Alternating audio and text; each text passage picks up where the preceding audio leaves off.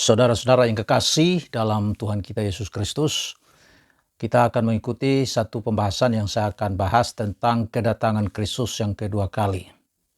Sebagai orang Kristen, kita semua mengakui bahwa akhir zaman ditandai dengan kedatangan Kristus yang kedua kali.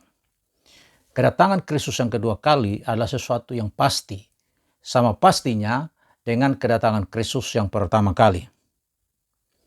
Kedua-duanya menggenapi apa yang dikatakan oleh Alkitab sebagai firman Tuhan yang tertulis, yang diilhamkan oleh Roh Kudus. Kedatangan Kristus yang pertama kali telah digenapi secara sempurna, maka hal yang sama yang kita yakini, kedatangan Kristus yang kedua kali juga akan digenapi secara sempurna. Satu hal yang perlu kita ketahui, bahwa apakah kita siap atau tidak siap, percaya atau tidak percaya, Tuhan Yesus pasti datang yang kedua kali.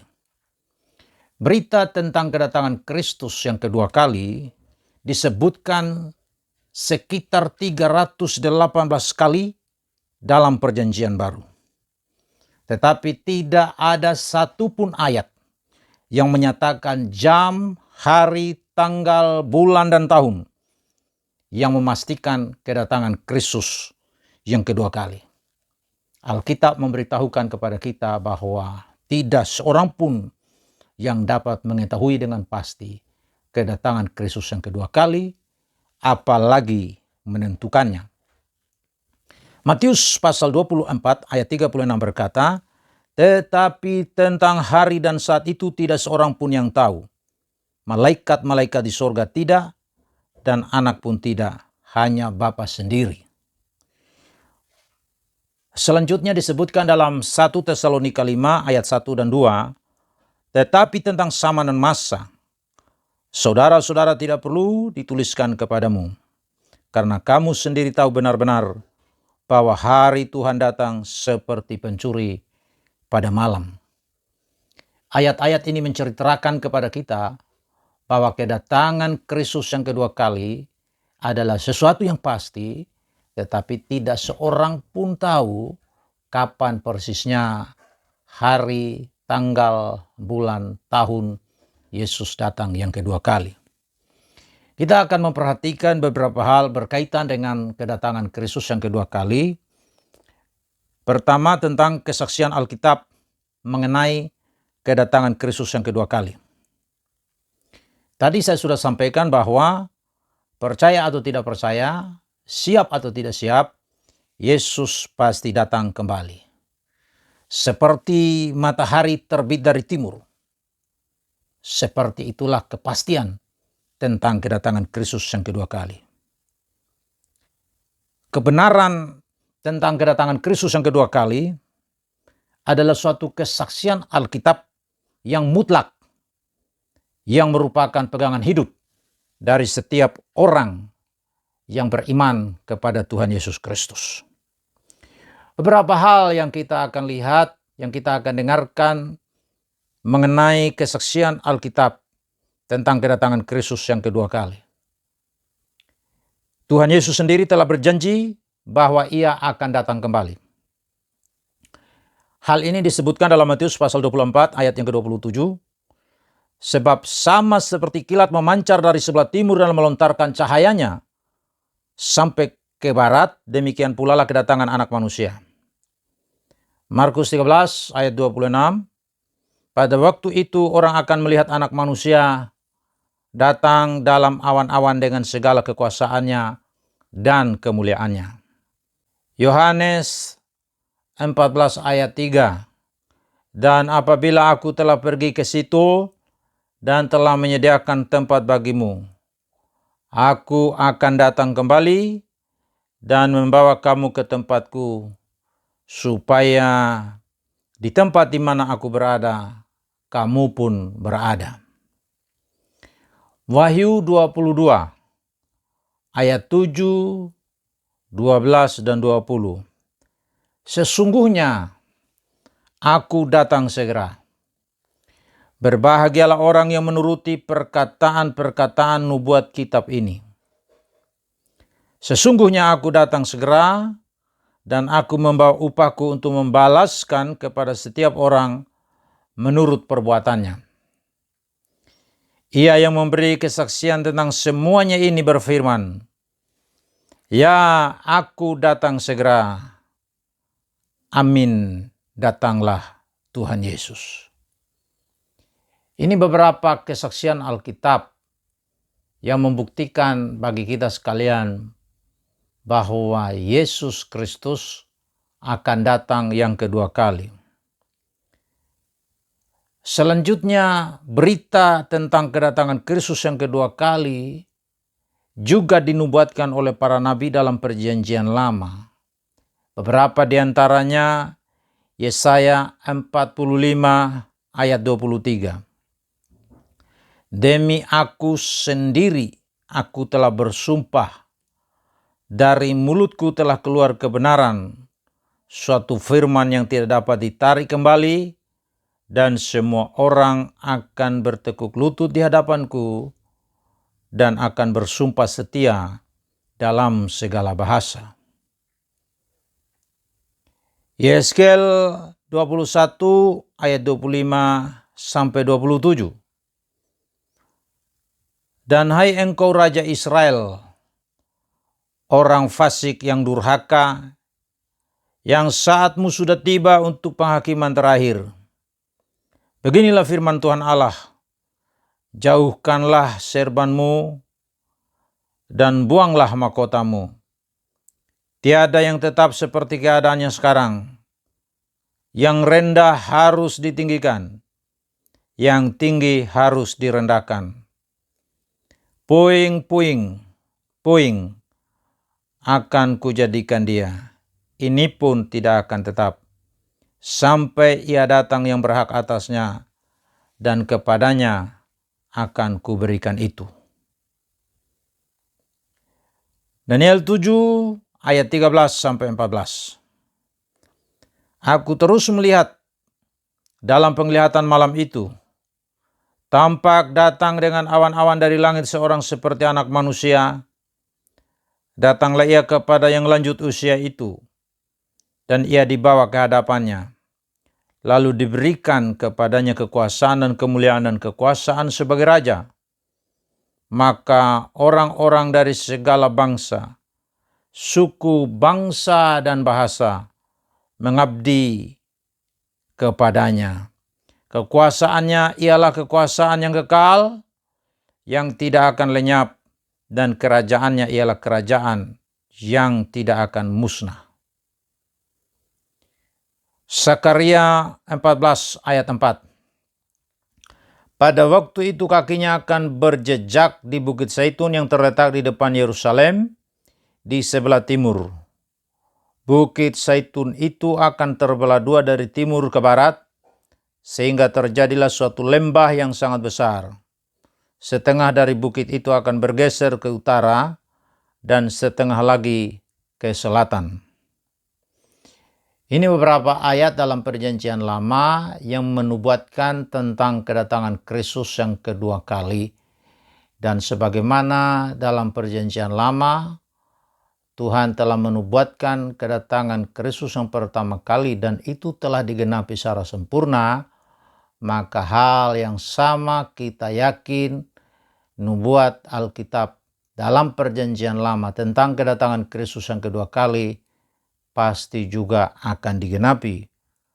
Untuk itulah sebagai orang percaya kepada Tuhan, kita harus siap setiap saat untuk menantikan kedatangan Kristus yang kedua kali yang sudah dinubuatkan kedatangannya baik oleh dia sendiri maupun oleh para nabi dalam Perjanjian Lama. Selanjutnya, rasul-rasul dalam Perjanjian Baru memberikan kesaksian tentang kedatangan Kristus yang kedua kali. Dalam Kisah Para Rasul pasal 3 ayat 20 dan 21, Rasul Petrus memberikan kesaksian agar Tuhan mendatangkan waktu kelegaan dan mengutus Yesus yang dari semula diuntukkan bagimu sebagai Kristus. Kristus itu harus tinggal di sorga sampai waktu pemulihan segala sesuatu seperti yang difirmankan Allah dengan perantaraan nabi-nabinya yang kudus di zaman dahulu. 2 Petrus 1 ayat 16, sebab kami tidak mengikuti dongeng-dongeng isapan jempol manusia, ketika kami memberitahukan kepadamu kuasa dan kedatangan Tuhan kita Yesus Kristus sebagai Raja, tetapi kami adalah saksi mata dari kebesarannya. 2 Tesalonika 1 ayat 7, dan untuk memberikan kelegaan kepada kamu yang ditindas, dan juga kepada kami, pada waktu Tuhan Yesus dari dalam sorga menyatakan dirinya bersama-sama dengan malaikat-malaikatnya dalam kuasanya di dalam api yang bernyala-nyala. Ini yang diungkapkan oleh Rasul Paulus, bagaimana dia memberi kesaksian tentang kedatangan Kristus yang kedua kali. Kemudian Yakobus pasal 5 ayat 8, kamu juga harus bersabar dan harus meneguhkan hatimu karena kedatangan Tuhan sudah dekat. Ini yang diungkapkan oleh Rasul Yakobus tentang kedatangan Kristus yang kedua kali yang dia saksikan melalui suratnya Yakobus pasal 5 ayat 8. Kemudian Rasul Yohanes dalam 1 Yohanes pasal 2 ayat 28, maka sekarang anak-anakku, tinggallah di dalam Kristus, supaya apabila ia menyatakan dirinya, kita beroleh keberanian percaya dan tidak usah malu terhadap dia pada hari kedatangannya. Wahyu 1 ayat 8, aku adalah Alfa dan Omega, firman Tuhan Allah, yang ada, yang sudah ada, dan yang akan datang, yang Maha Kuasa. Kemudian Rasul Yudas dalam Yudas pasal 1 ayat 14, juga tentang mereka, Henok keturunan ketujuh dari Adam, telah bernubuat katanya, sesungguhnya Tuhan datang dengan beribu-ribu orang kudusnya. Rasul-rasul dalam perjanjian baru, beberapa di antaranya saya sudah sebutkan tadi, juga menyaksikan tentang kedatangan Kristus yang kedua kali, tapi tidak ada seorang pun dari para rasul ini memastikan kapan pastinya hari, jam, tanggal, bulan, tahun berapa Tuhan Yesus datang yang kedua kali. Kemudian para malaikat juga memberikan kesaksian tentang kedatangan Kristus yang kedua kali.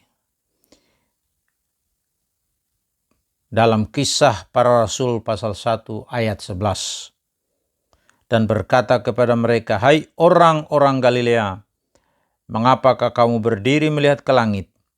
Yesus ini yang terangkat ke sorga meninggalkan kamu, akan datang kembali dengan cara yang sama seperti kamu melihat dia naik ke sorga. Dari ayat-ayat firman Tuhan ini menjelaskan kepada kita mengenai apa yang diungkapkan dalam firman Tuhan sebagai kesaksian para nabi, kesaksian para rasul, dan juga kesaksian dari para malaikat. Memberikan kepada kita suatu keyakinan bahwa Yesus yang naik ke sorga itu, duduk di sebelah kanan Allah Bapa, akan datang yang kedua kali. Untuk itu, kita harus memastikan diri kita untuk siap sedia setiap saat untuk menantikan kedatangannya yang kedua kali. Apa pentingnya kedatangan Yesus Kristus yang kedua kali bagi kita? Bagi orang-orang yang tidak percaya, tentu berita tentang kedatangan Kristus yang kedua kali adalah sesuatu yang tidak diinginkan. Bahkan menjadi bahan olok-olokan dan ejekan atau sindiran. Itulah yang diungkapkan dalam 2 Petrus pasal 3 ayat 3-4. Yang terutama harus kamu ketahui ialah bahwa pada hari-hari zaman akhir akan tampil pengejek-pengejek dengan ejekan-ejekannya, itu orang-orang yang hidup menuruti hawa nafsunya. Kata mereka, di manakah janji tentang kedatangannya itu? Sebab sejak bapa-bapa leluhur kita meninggal, segala sesuatu tetap seperti semula pada waktu dunia diciptakan. Inilah yang terjadi dengan orang-orang yang tidak percaya. Berita tentang kedatangan Kristus bukan sesuatu yang menarik, tapi menjadi bahan olokan dan bahan sindiran. Tapi bagi kita yang percaya, kedatangan Kristus yang kedua kali itu adalah sesuatu yang sangat penting, itu adalah sesuatu yang sangat berarti, karena itu merupakan sesuatu yang kita rindukan.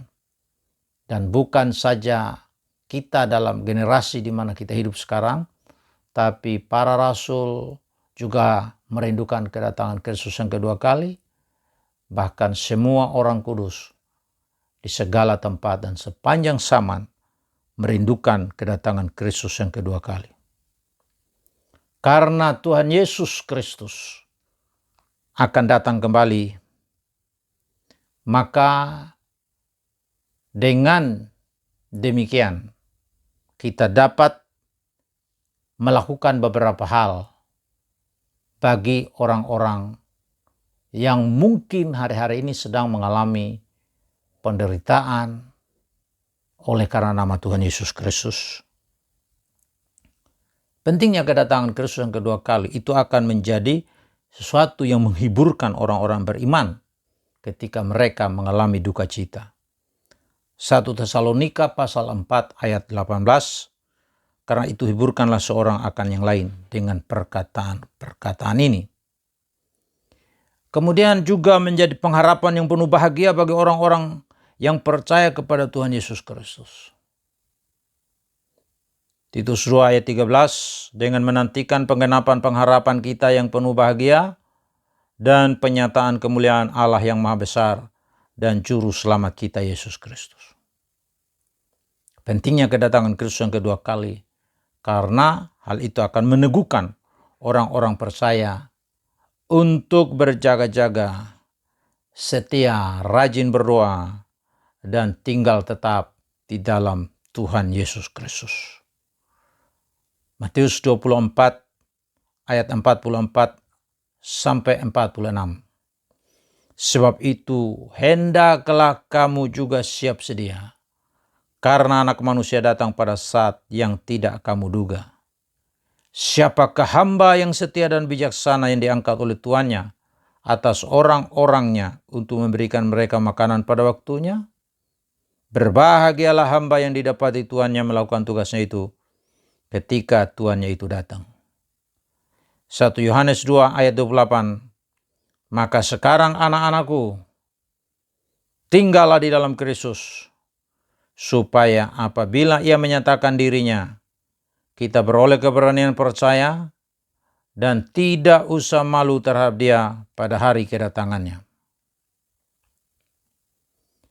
Pentingnya kedatangan Kristus bagi kita sebagai orang percaya, karena dengan kedatangan Kristus kita akan menantikan dengan tekun berkat yang besar yang Yesus janjikan bagi orang-orang yang setia dan siap sedia untuk menantikan kedatangannya kembali. Lukas 12 ayat 35 sampai 37 mengatakan, hendaklah pinggangmu tetap berikat dan pelitamu tetap menyala, dan hendaklah kamu sama seperti orang-orang yang menanti-nantikan Tuhan yang pulang dari perkawinan, supaya jika ia datang dan mengetok pintu, segera dibukakan pintu baginya. Berbahagialah hamba-hamba yang didapati tuannya berjaga-jaga ketika ia datang.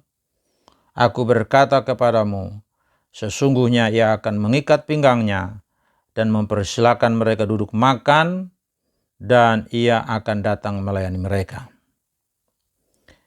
Inilah berapa arti penting kedatangan Kristus sesuai dengan apa yang diungkapkan dalam firman Tuhan yang tertulis dalam Alkitab bagi kita sebagai orang-orang yang percaya, yang siap menantikan kedatangan Kristus yang kedua kali. Meskipun kedatangan Kristus yang kedua kali tidak ada yang tahu pasti kapan, jam, hari, tanggal, atau tahunnya secara pasti, tetapi tanda-tanda kedatangan Kristus yang kedua kali itu dinyatakan secara jelas dalam Alkitab.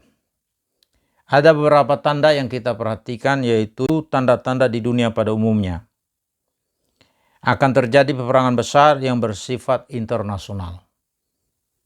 Ini sudah dinyatakan dalam Alkitab seperti yang tertulis dalam Matius pasal 24 ayat 7.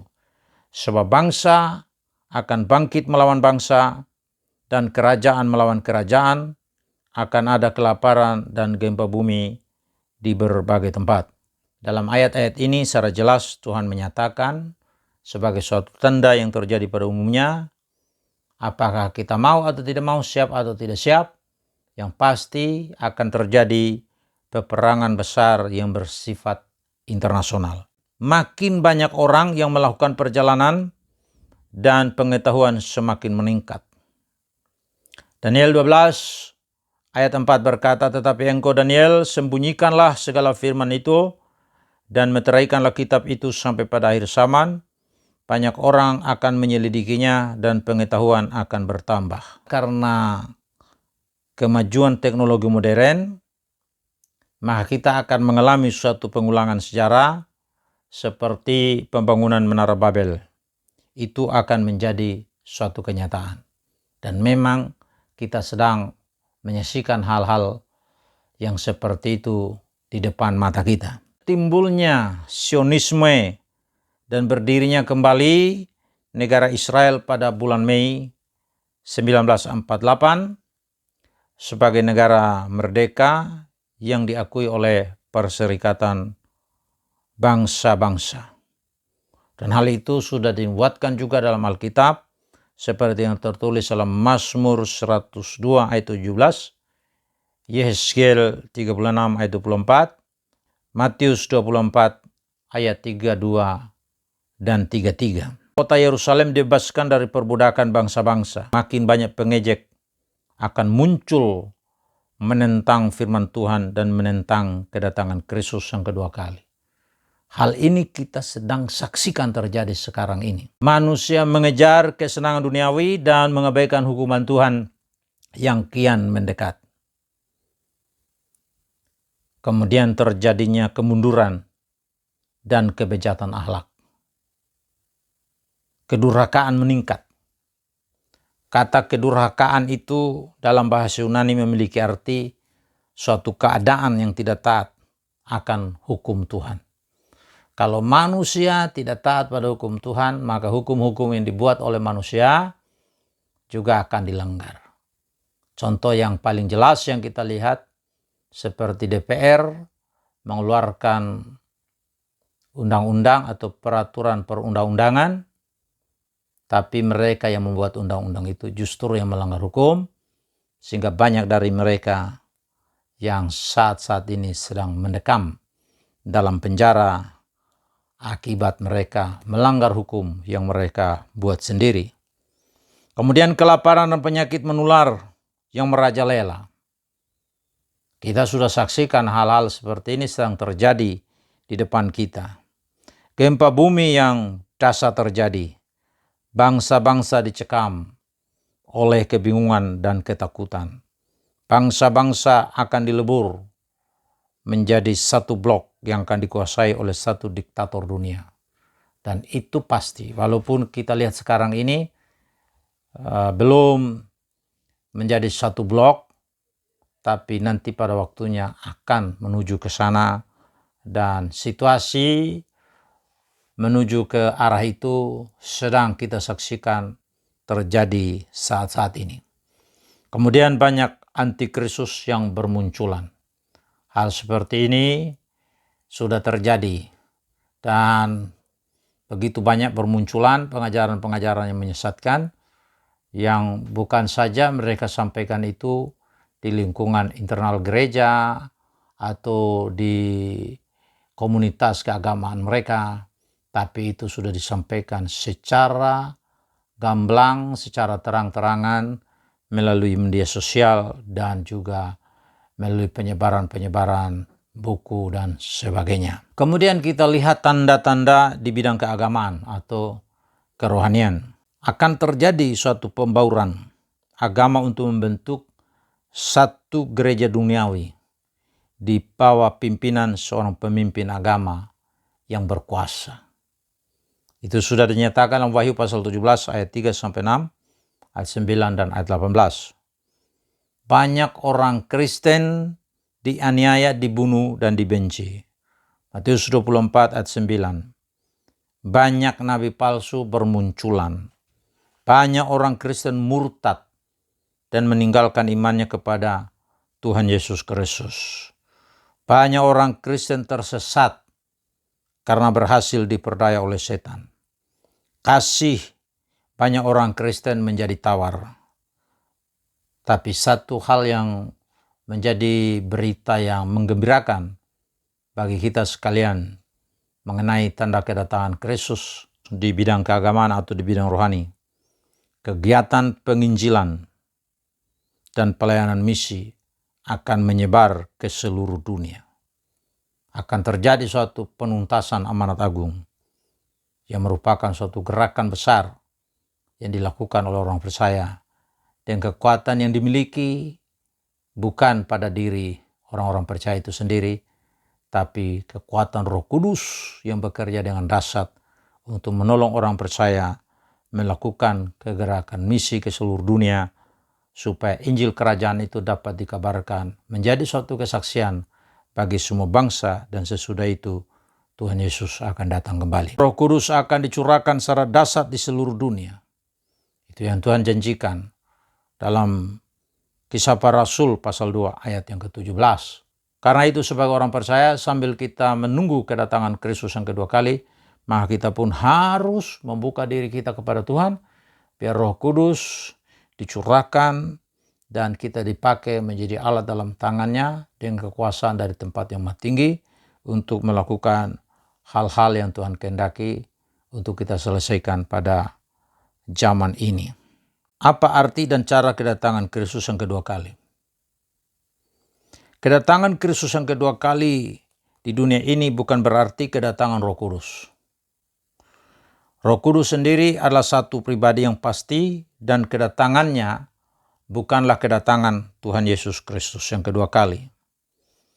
Dalam Alkitab terdapat banyak ayat tentang kedatangan Kristus yang ditulis sesudah Roh Kudus dicurahkan pada hari Pentakosta.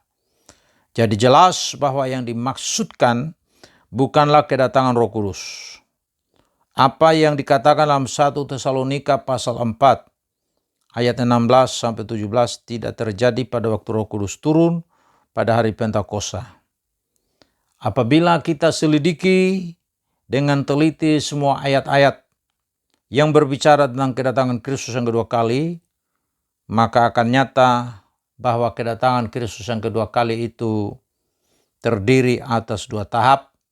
Kedatangan tahap pertama yaitu pelantikan jemaat, di mana Tuhan Yesus akan turun dari sorga dengan sorak-sorai, penghulu malaikat akan berseru, sangkakala Allah akan berbunyi, orang-orang yang telah mati dalam Kristus akan dibangkitkan lebih dahulu dari dalam kubur. Orang-orang percaya yang masih hidup akan diubahkan oleh Tuhan Yesus dan diberi tubuh kebangkitan, tubuh kemuliaan yang tidak dapat binasa sampai selama-lamanya, seperti tubuh kebangkitan Tuhan Yesus Kristus sendiri. Orang-orang pilihan yang Tuhan sudah pilih dari berbagai suku, bangsa, kaum, dan bahasa akan dikumpulkan dari seluruh muka bumi dan diangkat untuk bertemu Tuhan Yesus di udara. Kedatangan Tuhan Yesus pada tahap pertama ini berlaku sebelum kedatangan Antikristus menguasai dunia untuk 3,5 tahun lamanya. Inilah disebut dengan rapture, keangkatan atau pelantikan jemaat. Kedatangan tahap kedua, penyataan Kristus. Inilah kedatangan Kristus yang nyata bagi segala bangsa, seperti kilat memancar dari sebelah timur dan meloncarkan cahayanya sampai ke barat. Ketika melihat Tuhan Yesus datang dengan kemuliaannya, maka semua bangsa di bumi ini akan meratap. Sesudah pelantikan jemaat, maka setan akan dicampakkan ke bumi dengan segala malaikatnya.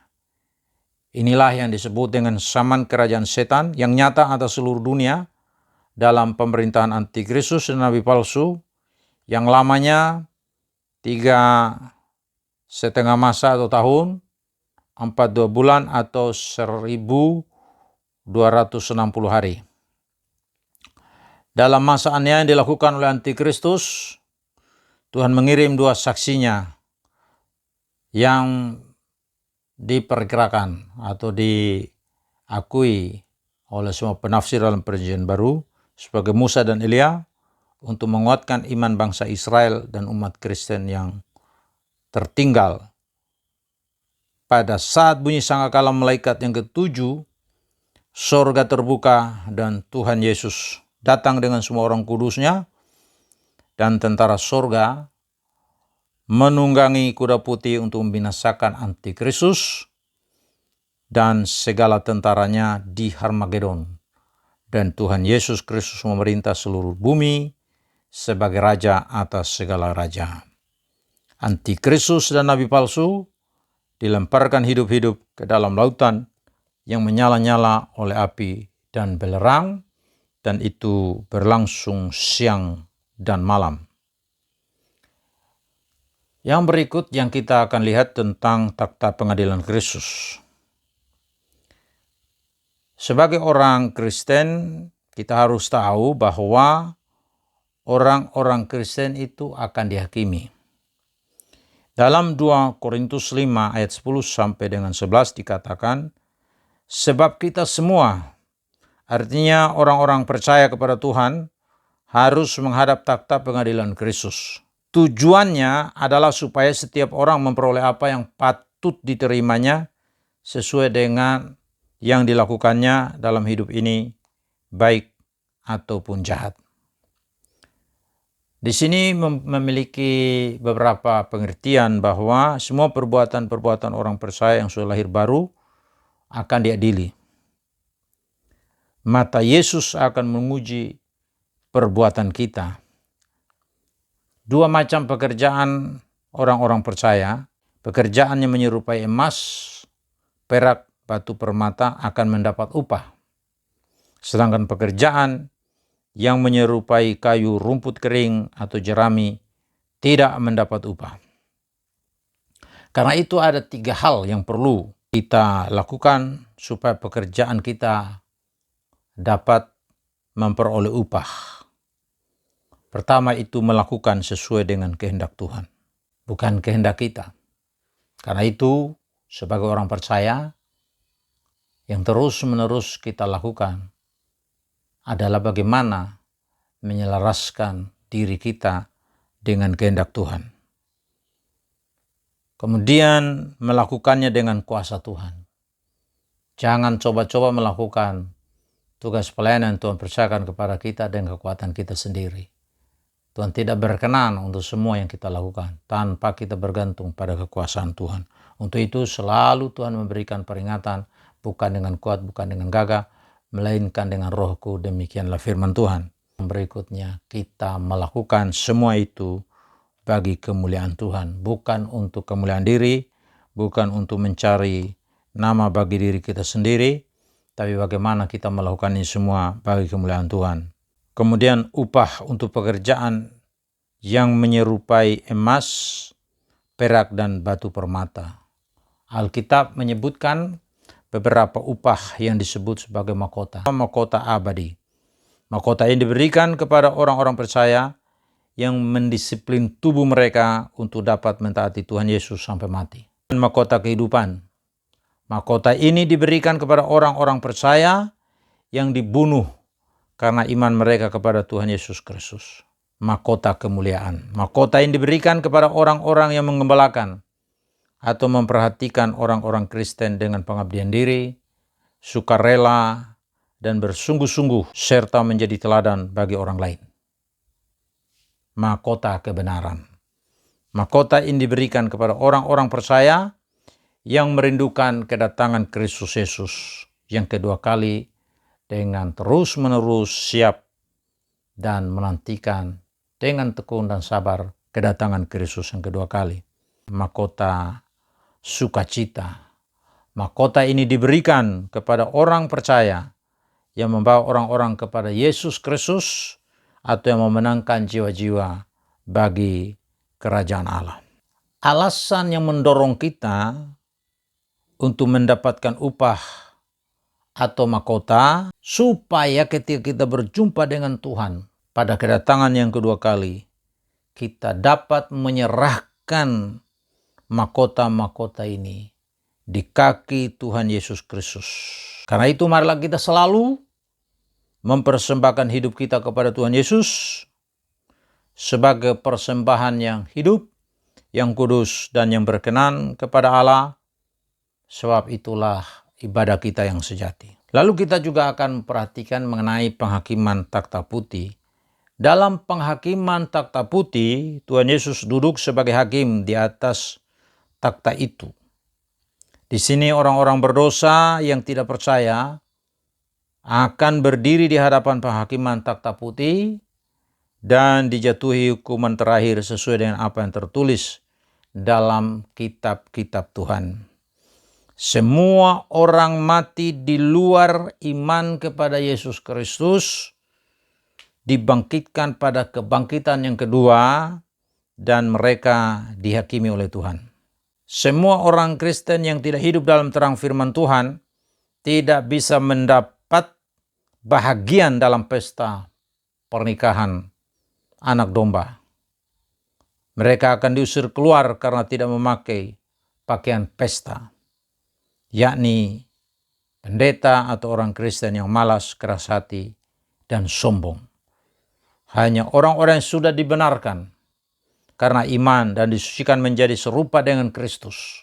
Mempelai perempuan adalah gereja yang telah dibenarkan, disucikan, disempurnakan, dan dipermuliakan, yaitu orang-orang yang mengasihi Tuhan dan melayani dengan setia dalam roh dan kebenaran. Dari apa yang saya sudah sampaikan ini, saya sampai pada kesimpulan bahwa apa yang disampaikan oleh orang-orang tertentu bahwa Yesus Kristus akan datang pada pertengahan tahun 2030